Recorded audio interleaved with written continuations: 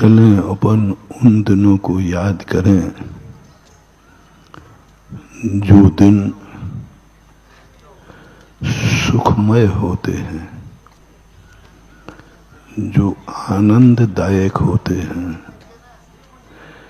जिसमें सुकून मिलता है, जिसमें हम अपने आप को पूर्णता की अनुभूति करते हैं। ऐसा लगता है कि मेरे पास सब कुछ है। ऐसे क्षण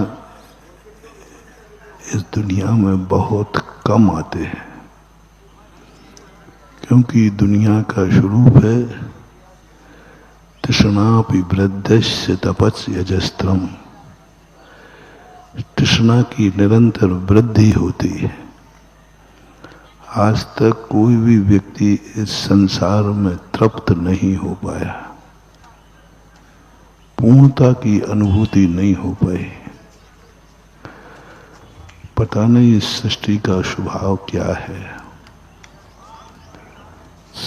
सब कुछ मिल जाता है, फिर भी आगे की चाहत बनी रहती है। पेट भर जाता है, लेकिन खाने की ललक कम नहीं होती। पेट भर जाता है, फिर भी खाने की इच्छा। ऐसी दशा है व्यक्ति की, जैसे गर्मी के दिनों में पानी पियो तो पेट तो भर जाता है, लेकिन गला सूख ही रहता है और लगता और पी लो। अब कहाँ पी लो, पेट में जगह ही नहीं। संसार ऐसा है। पेट भरने के पहले प्यास लगे तो ठीक है। पानी नहीं मिला है, इसलिए वह पानी चाह रहा है, इसकी व्यक्ति निंदा नहीं करते। सज्जन और धर्म लोग अनुमति देते हैं कि तुम्हें प्यास लगी है, पानी की इच्छा करो।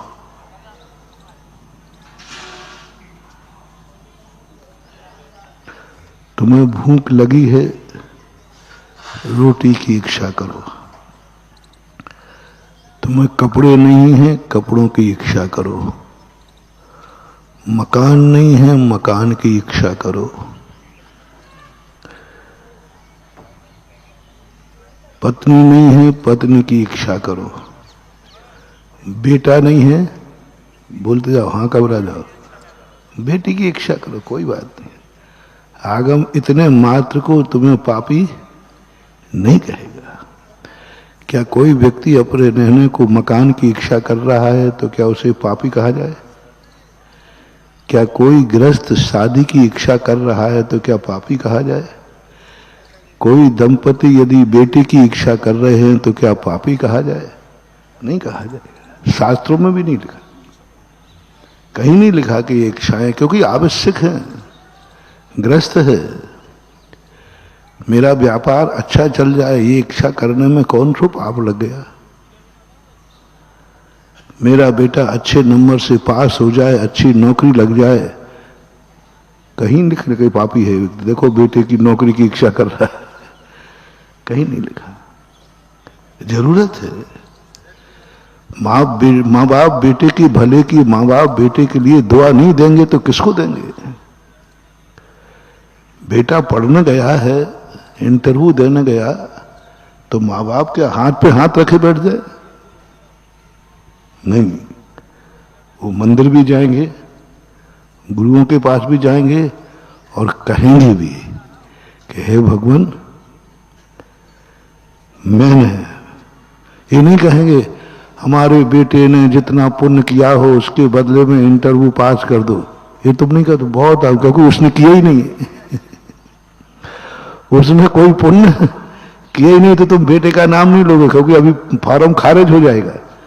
तुरंत भगवान कहेंगे किसकी बात कर रहे हो? बेटा वो मंदिर तक तो आया नहीं, कभी उसने अभिषेक पूजन किया ही नहीं, तो उसके बदले में क्या दो? तुम्हारा चेक जो है रिटर्न कर देंगे, क्योंकि चेक आपने बेटे के नाम का काटा है। कि हमारे बेटे ने जितना पुण्य किया हो उसके बदले में उसको पास कर देना, रिटर्न हो जाएगा। क्योंकि खाते में कुछ, तो तुम होशियारी से कहते हो। माँ क्या कहती है, भगवान मैंने जिंदगी भर आपके बिना दर्शन के नहीं खाया, आपकी सारी सेवा की है, आपको मालूम है, इसलिए मैंने जिंदगी भर में जो कमाया उसके बदले में मेरे बेटे को पास होना चाहिए।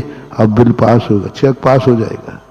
जय जिनेंद्र, अगर आपको मेरी वीडियो अच्छी लगती है तो प्लीज़ मेरे चैनल को सब्सक्राइब करिए, लाइक करिए, शेयर करिए। इसी तरह से अपना प्यार मुझे देते रहिए।